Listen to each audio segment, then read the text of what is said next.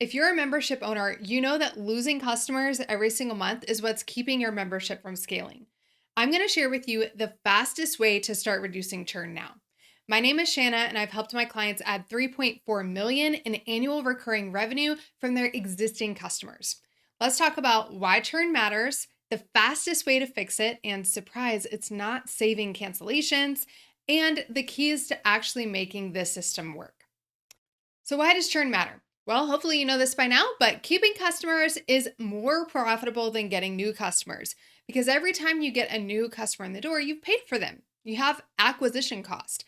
When you can keep customers longer, you make more money per customer with no additional acquisition costs, which means not only are you making more money per customer, but it's actually profit. It's more profitable, and that increases the lifetime value of every single customer, which means you can actually spend more to acquire more customers. This is what fuels your growth and allows you to break past the growth ceiling that holds back so many membership owners. Unfortunately, this can take membership owners a while to figure out. And once they do, panic often sets in. And they react in one of two ways. They either retreat, meaning that they stop emailing people because, gosh, if I email them, they might see that and cancel, or they just hide their cancellation process altogether. Or they move into rescue mode. They pour a ton of resources into stopping people from canceling, either more content or discounts or a bunch of calls. But the problem with that is that saves are going to be few and far between when people are already walking out the door. I mean, think about the last time you went shopping. If you went to a store and nobody talked to you and nobody helped you, and then when you're already out the door, they come and say, "Hey, how can I help? What can I help you find?" The chances of you turning around and going back in that store are slim to none. And at best, we're going to save a few people. At worst, we're going to be draining our resources, which can be really harmful, really detrimental to the business overall, because we're pouring a bunch of resources into things that aren't getting new customers and really aren't impacting our churn. So, what do we want to do? Well, we want to be proactive, which means we start before all of that. We start before they're walking out the door. And this is done in a member journey map. I talk about member journey maps all the time. If you're not familiar with what a member journey map is, I want you to download my free guide that talks about it. Just go to retainguide.com and you'll learn about a member journey map. But we want to go all the way to the beginning. I want you to think of the member journey map like this. We have a journey that people are on from the time that they buy all the way through the time that they cancel, right? And like I said, a lot of people, when they realize how important churn is to their membership business, they spend all of their time and attention down here when people are already leaving. What you're going to do to be proactive is to put most of your time and attention here in the very beginning. This is so important. Getting your onboarding right is absolutely critical to being successful as a membership owner. Working on your onboarding is the fastest way to reduce churn. Now, you might be thinking about your onboarding as just day one, but I want you to be thinking about all the way through to day 31. Okay, this is that second payment. Before that second payment hits is so important. Why? Well, it's first impressions, and we all know that first impressions are really important. Studies show that your first impression as somebody is often your lasting impression, and it's really hard to overcome a bad first impression, but there's a few other reasons why. And the one I'm going to explain right now is most important. It has the largest impact on recurring revenue. So let me explain this. Let's say that you have 500 people in your membership. So 500 people join, and let's say you lose 10%. Okay, your churn is 10%. So every single month, you're going to be losing 10% of people. So in the first month, that's 50 people. That takes us down to 450 people left. Okay, and then the second month, that means we're going to have 45 people that we lose. And that takes us down to 405 people. Still the same churn rate, right? But we're losing less people every single time because there's less of a group when we talk about 10% of that group. So when we multiply this times whatever our membership price is, let's say it's $100 a month, right? Then we're going to see the biggest impact on revenue is going to be in what we lose in this first month.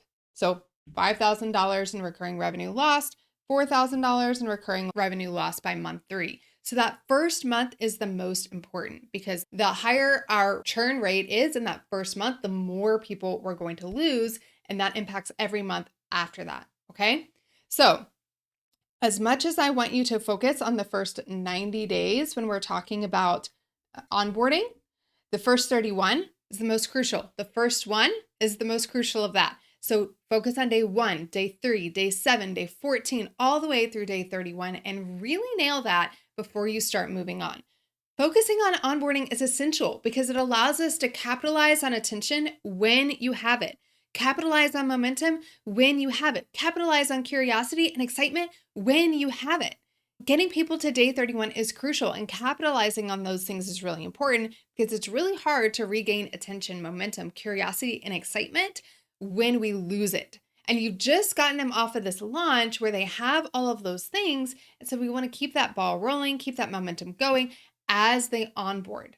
That cohort retention, which is what I just talked about, where we looked at the retention from month to month, shows us that our highest impact on revenue comes in that first month. And it all starts on day 1. So how do you improve your onboarding? Well, here are a few keys to making it work. First off, the mistake that most people make is they're focusing on what to do, not why to do it. They get into the nitty-gritties of how to use the system. Download this, watch this video here. This is how you tour the hub and how you access your content. Now, I'm not saying that those things are important, but the key is that you need to get clear on why they need to do that and what to expect. You are never stopping selling as a membership owner. So you think, oh, I've just sold them. Now I just need to get them the details, but you need to continue to sell them because buyer's remorse is a real thing. And motivation requires selling people on a belief, on an idea, on an action. So there are 3 beliefs that we want people to adopt when they enter into our membership. The first belief is I'm in the right place. I'm in the right place. This means that you are showing them that the purpose of your membership is aligned with their purpose and that you are the guide for them.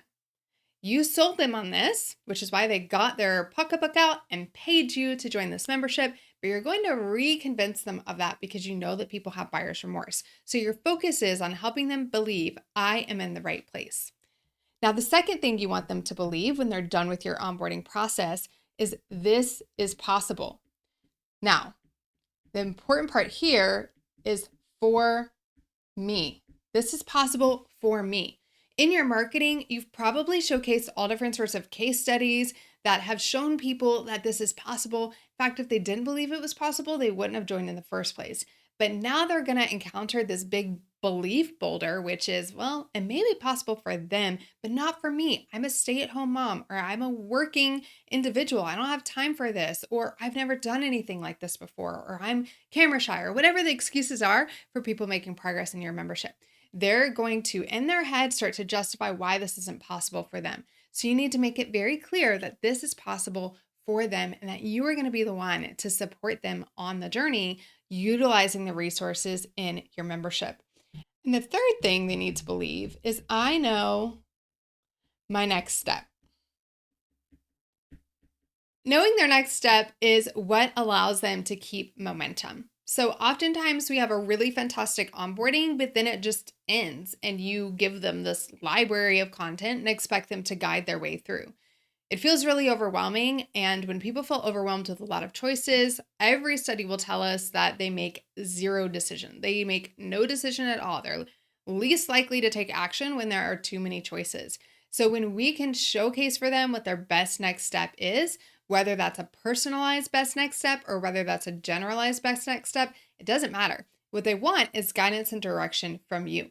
Now that I've completed onboarding, what do I need to do to begin to make progress? You want to do that every step of the way. So we have these 3 beliefs, okay? I'm in the right place, this is possible for me, and I know my next step. There are 3 places that you're going to be communicating your onboarding and helping build these beliefs. First place is the hub. So chances are you have a private membership area that people log into. I want to make sure that's your primary focus, because if you have a primary focus on something like your community, maybe your Facebook group or other platform, then people will think that that actually is your whole membership. So if you have a private membership area, you really want to focus your onboarding in that hub so that you're guiding people in the onboarding and helping them practice how to utilize your membership. And there's no mistaking where the core content is. So the bulk of your onboarding is in the hub, but that's not the only place that we onboard people. We're also going to leverage email. Email, some of you might use text messages as well, but for most of you, you're going to be using email. Now, a lot of people think that they have to write a whole nother onboarding series, but this is really simple. Your email onboarding should just point to and reference the videos that you have in your onboarding in your hub. So the purpose of the email is to reiterate what they learned in the video in the hub and to point them back to that if they never completed the actions inside of the hub. It's really simple, and honestly, the more complicated you make it, the least likely people are to make progress. So we want to keep it super simple and realize that people need to hear things over and over again in order for them to actually sink in and take action. So we have our core onboarding in the hub, and then we're going to leverage email and potentially SMS to reiterate what we shared in that onboarding and then drive them back to the hub. The third place that we're going to have onboarding is in the community forum. Whether this is a Facebook group or circle, mighty network, school, whatever, it doesn't matter. You're going to leverage your community to help onboard people. And here you're really going to emphasize how to utilize the community, how to show up as somebody who falls within the culture and the guidelines. If you've done my Cultivate Community Training Program, you know I talk about my 4 C's, with the first 2 being cause and culture. And in culture, we really identify those core beliefs, behaviors, and boundaries. You want to emphasize those inside of the community onboarding, but you're also building those beliefs at the same time. Now, remember, you always want to be pointing them to the hub so that they know the hub is still the core place for the membership, and how the community supports that should be clear in the onboarding so that they know how to leverage the community to support the progress that they're making through the primary content in the hub. All right, so you're going to be evaluating your onboarding in 3 different places: in your hub, in your email communication or SMS communication, and in your community. And when they're done with onboarding, we want our members to be believing these 3 things. I'm in the right place, this is possible for me, and I know my best next step. And why are we focusing on onboarding? It's because the financial impact is the largest in that first month.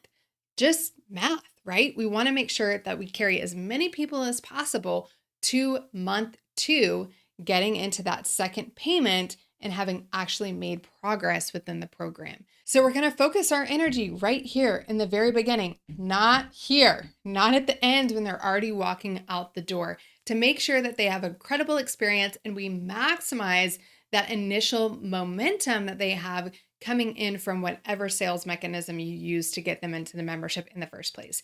This is going to be the fastest way for you to reduce churn, increase your lifetime value, and get to a place where you can spend more to get even more customers in the door.